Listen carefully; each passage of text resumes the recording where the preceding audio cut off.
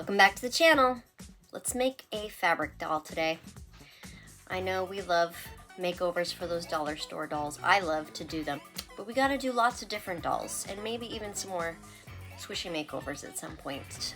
Eventually, I would love to get back to doing a thrift store makeover. There's one I've been working on for a while. It's just taking me a really long time.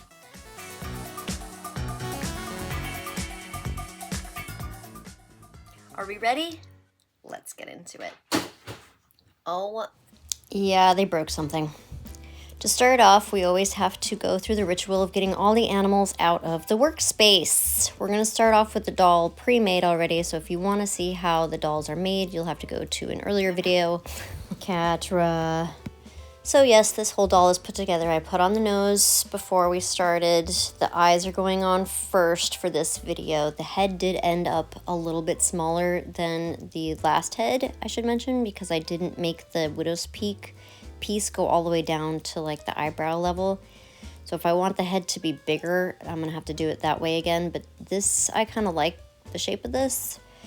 So to secure these felt pieces that I cut out for the white part of the eyes, I just put a knot in some pink embroidery and sew it straight through the head. Cut off the flaggy tail pieces that stick off the end of the knot. And then to take off the part that went through the head, I went all the way through the back with a needle. I'm not even going to tie it into a knot. I'm just going to cut it and then squish fluff the head to suck it back in. So I do want to do those black-brown eyes again where you can't tell the pupil from the iris. And to make them perfectly circular, I'm going to use a hole puncher on this felt and then just kind of take it off with the little scissors. I did end up messing up a little bit of the circle, even though I was trying not to touch the circle part with the scissors. Now we're going to place these in here and make her look like she's looking in two different directions. It doesn't get any better, unfortunately. Maybe worse, actually. I could have just glued these eyes on, but I'm going to secure them with another big knot out of some embroidery thread. Just going straight through the eyeball again, right in the middle. Yeah, this is probably what happened. It was like moving around as I'm trying to pierce it, and that might be why the eyes end up looking a little bit wonky. It looks kind of okay right here. What happens, I wonder? I guess we'll never know because then this happens. I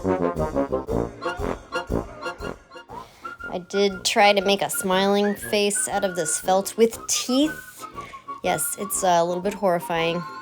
It makes the nose look like it's sticking up more. I don't know what happened. It does kind of get fixed, but it is not possible to sew tiny little teeth and tiny little lips on. I think I tried doing this about 5 or 6 different times before I gave up and busted out the glue. Now that this mouth is kind of looking like a horror show, maybe we should switch that surgery and flip over to the eyebrows.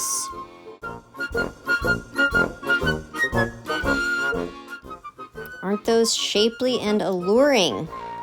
Yes, that looks exactly the way that I was hoping it would look. It's getting weirder. Let's throw some bags under these eyes.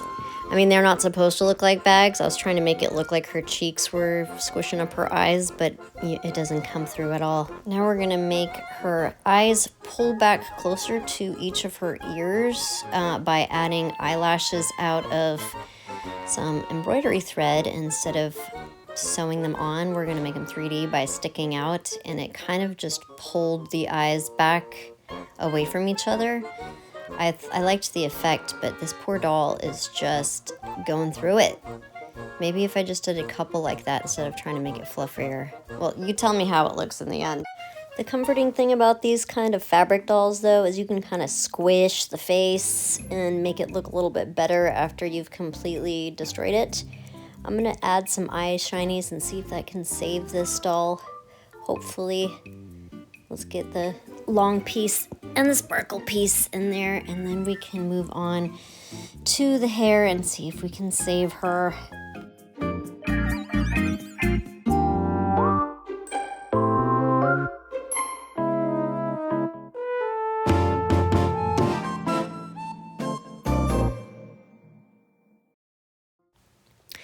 The hair is going on the same way as usual for these cloth dolls. I'm just going to take some very soft yarn and sew the hair on. I'm looking for a short Amelie-esque haircut for this girl.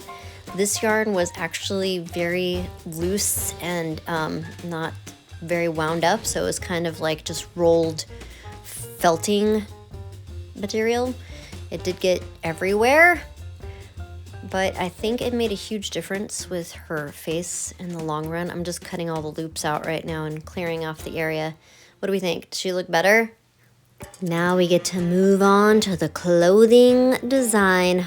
I would like to do a fluffy pink sweater on top of a silky white dress.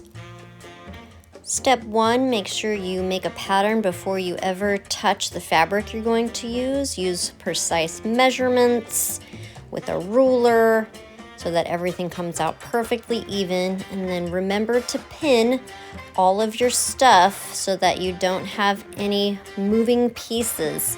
Don't just freehand sew right onto your fabric. Since this doll's neck was like 10 feet long, I thought I might do a turtleneck on this sweater. I didn't end up doing that because it turned out that I just didn't feel like it. So I have a boat neck sweater here. I am going to hem the top, but not right now. Slowly and carefully turn it out, and then we can fit it on the doll. We're going right over this head, just like this. Attempted the arms, didn't really work, so we'll do that off camera. I thought it was important to make her some underwear, but unfortunately I picked the wrong material and this underwear ended up being really full and loose, bulky, kind of like a diaper. Not gonna be doing it this way again. Here she is trying on her new pull-ups. They are not fitting great, just as I feared. Even thought maybe this was on the wrong way and if I could flip it, it might look better. The answer is no, it doesn't. And this cut ended up so weird. I think having it folded over the top to hem it probably didn't help, made it have a nice little diaper lip. Anyway, that's what that's gonna be. I'm not remaking it. Leave those Pampers alone. We're gonna go on now to the boots. So I have this problem of running out of interest or steam once I get to the shoes, so I thought I would skip the dress and go straight to the shoes first this time. And I wanted to make some like boots that were kind of like booties, maybe a little bit taller. Poor woman's getting dressed in Pampers and booties. But I was feeling extra lazy, so instead of doing paper mache, I wrapped with cellophane and tape and then painted over this with some Mod Podge to make it nice and hard. The heel is the end of an eraser that you put on top of a pencil. Before I paint them, I'm gonna have to cut them off, which is scary because I don't know if these really sharp scissors are going into the fabric of the doll. Oh, also, I thought that I had silver acrylic paint, but I don't, so I'm going to use some nail polish. And this looks smooth and glossy and liquidy in the bottle, but once I get it on these boots, it makes it look like I wrapped them in that silver tape. What is it, duct tape or something? I was really upset by that because I would have just painted them white had I known it was gonna make it look like tape anyway. To try and fix this disappointment, my idea was to cover this silver paint once it was dry with some clear cover coating that you would put on your nails, and then once that was covered and wet, go over that with some white glitter sprinkle, because you know, there's no glitter sprinkle on duct tape. I don't know. It still looks like duct tape with some glitter on it. Maybe it just needs a little bit more. Hit the bottom of these boots with some black nail polish just to give it some dimension. And then we can just call these boots done. I guess I won't be trying this technique again. Last step is the silky white dress. I did use a pattern for this out of paper, of course. So it's gonna be real simple. Of course, once I get this cut out and I put a little bit of fusible backing on the edges, I forget all about darts. And so once this pretty little thing is cut out and put on, her butt is sticking all the way out. All the edges of the neck and the sleeves are pointy right now because I'm going to hem them and I'm having a hard time figuring out how to sew around curves, but we're gonna have to put some extra fabric here for this booty. So let's just put that in really fast. Once I get that extra fabric in, I'm super surprised at how cute this design turned out with the extra skirt filling in the back.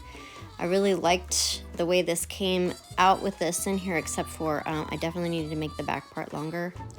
Let's throw on her sweater. I like the way those materials look together. Don't forget those boots. All right, she's ready for her photo shoot.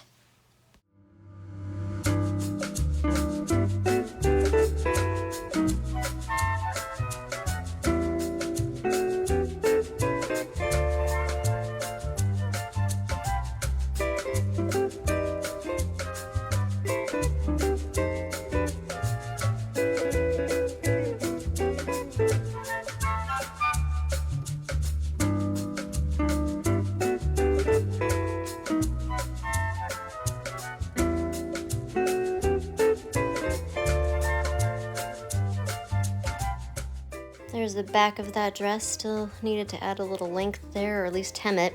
So I'm gonna name this girl Geeta. And I appreciate you guys watching this all the way to the end. Thank you so much for watching, and I'll see you next time. Bye-bye.